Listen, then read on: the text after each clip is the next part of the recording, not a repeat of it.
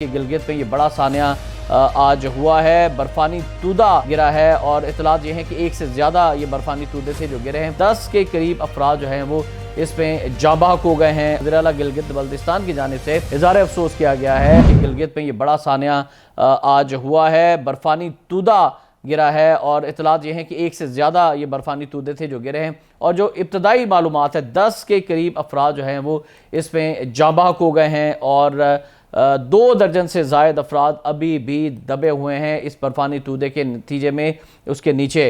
तो जब ये बर्फ़ हटाई जाएगी तो उसके बाद हम कह सकेंगे कि वो ज़िंदा बचे हैं या नहीं, लेकिन हम दुआ गो हैं कि अल्लाह ताला उनकी हिफाजत फरमाए जो दबे हुए। रेस्क्यू ऑपरेशन शुरू हो चुका है। ये वाक़या पेश कैसे आया और फिर जो माजी में वाक़यात पेश आए उनका भी हम जायज़ा लेंगे। गिलगित बल्तिस्तान का इलाका है नाज़रीन शॉन्टर टॉप।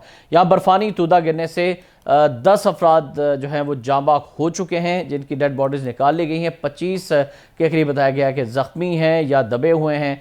DIG पुलिस तोफ़ैल अहमद के मुताबिक आज़ाद कश्मीर के रास्ते खाना बदोश अफराद स्टोर की तरफ आ रहे थे कि शॉन्टर टॉप पर बर्फानी तूदे तले ये दब गए और वाक़े की इत्तला मिलने पर पुलिस और रेस्क्यू 1112 की इमदादी टीमों को जाए हादसा रवाना किया गया। बर्फानी तूदा गिरने के वाक़े में अब तक 10 अफराद जांबाक हो चुके हैं, 25 ज़ख्मी हैं। वज़ीर आला गिलगित बल्तिस्तान की जानिब से इज़हार अफसोस किया गया है। खालिद खुर्शीद साहब हैं जिनका ताल्लुक पाकिस्तान तहरीक इंसाफ से है। वज़ीर आला गिलगित बल्तिस्तान है। इन्होंने शॉन्टर टॉप पर बर्फानी तूदा गिरने के हादसे में कीमती इंसानी जानों की ज़िया पर अफसोस का इजहार किया है।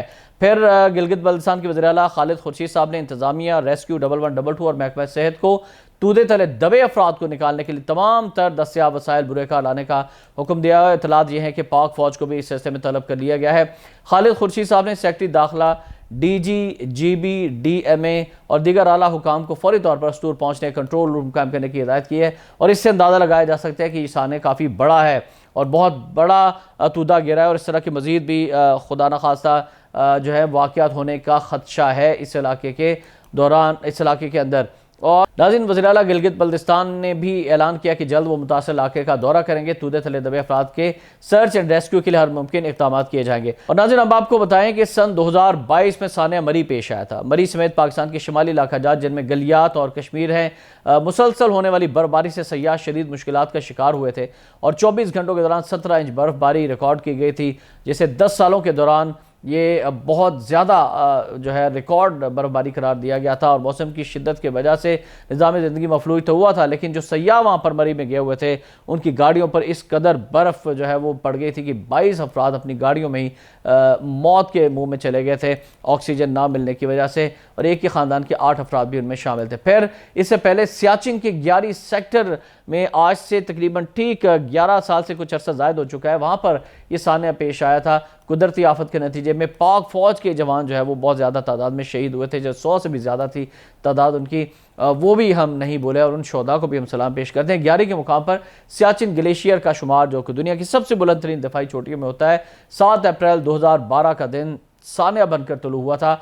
सियाचिन ग्लेशियर पर नॉर्दर्न लाइट इन्फेंट्री बटालियन की कमांड लेफ्टिनेंट कर्नल तनवीर कर रहे थे, जबकि उनके हमरा मेजर ज़का भी मौजूद थे कि 11 सेक्टर में नॉर्दर्न लाइट इन्फेंट्री के बटालियन हेडक्वार्टर पर बर्फानी तूदा आन गिरा था और बर्फानी तूदे ने तकरीबन 1 किलोमीटर के इलाके को मुतासिर किया था और सियाचिन के 11 सेक्टर में बर्फानी तूदा गिरने से 129 फौजियों और 11 शहरियों ने जाम शहादत नोश किया था। और नाज़रीन, इस बटालियन हेडक्वार्टर जो कि गुज़श्ता 20 साल से इसी मुकाम पर मौजूद था, साने में NLI 6 का ये बटालियन हेडक्वार्टर मुकम्मल तौर पर बर्फानी तूदे के नीचे दब गया था। वहाँ मौजूद अफराद में से रेस्क्यू ऑपरेशन के बावजूद किसी को भी जिंदा नहीं निकाला जा सका था। इसके अलावा इस इलाके में पैदल चलना मुश्किल था और सख्त मौसमी हालात ने इमदादी सरगर्मियों को शदीद मुतासर किया था, लेकिन पाक फ़ौज के बाहिम्मत जवानों ने इस ऑपरेशन को मुकम्मल और मुमकिन करके दिखाया था। 11 सेक्टर पर इमदादी सरगर्मियाँ तकरीबन 1.5 साल तक जारी रही थी, जिसमें अमेरिका और जर्मनी समेत कई मुल्की और गैर मुल्की माहिरीन की टीमों ने भी हिस्सा लिया था। इस साने में 129 आर्मी के अफसर और जवानों समेत 140 अफरादों ने जामे शहादत नोश किया था, जिनमें से 114 का ताल्लुक गिलगित बल्तिस्तान से था। सानिया 11 के बाद होने वाला तारीखी ऑपरेशन हमेशा अज़्म व हिम्मत की शानदार मिसाल रहेगा। और आपको ये भी बताते चलें कि भारत ने 1984 में सियाचिन पर नाजायज़ तसल्लुत कायम कर लिया था, कब्जा कर लिया था, जिसके जवाब में पाकिस्तान को भी अपने फौजी इलाके में तैनात करना पड़े थे और पाकिस्तान और भारत के दरमियान जारी इस जंग में इंसानों का मुकाबला इंसानों से कम और सख्त मौसम से ज़्यादा होता है। तो इस इलाकों में इस तरह के सानियात जो हैं वो बहुत ज़्यादा होते हैं और आज जो सानिया गिलगित बल्तिस्तान में हुआ है, हम दुआ गो हैं कि इसमें कम से कम लोग जो हैं उनकी जाने जाए और जो दबे हुए अफराद हैं उनको भी बर वक्त जो है वो निकाला जा सके। इस ऑपरेशन की कामयाबी के लिए हम दुआ गो हैं। इस दुआ के साथ कि अल्लाह ताला पाकिस्तान को इस ऐसे सानिहात से बचाए, हर तरह की मुश्किलात से जो है वो हमें निजात दे। एहतशाम रहमान को इजाज़त दीजिएगा। अल्लाह हाफ़िज़।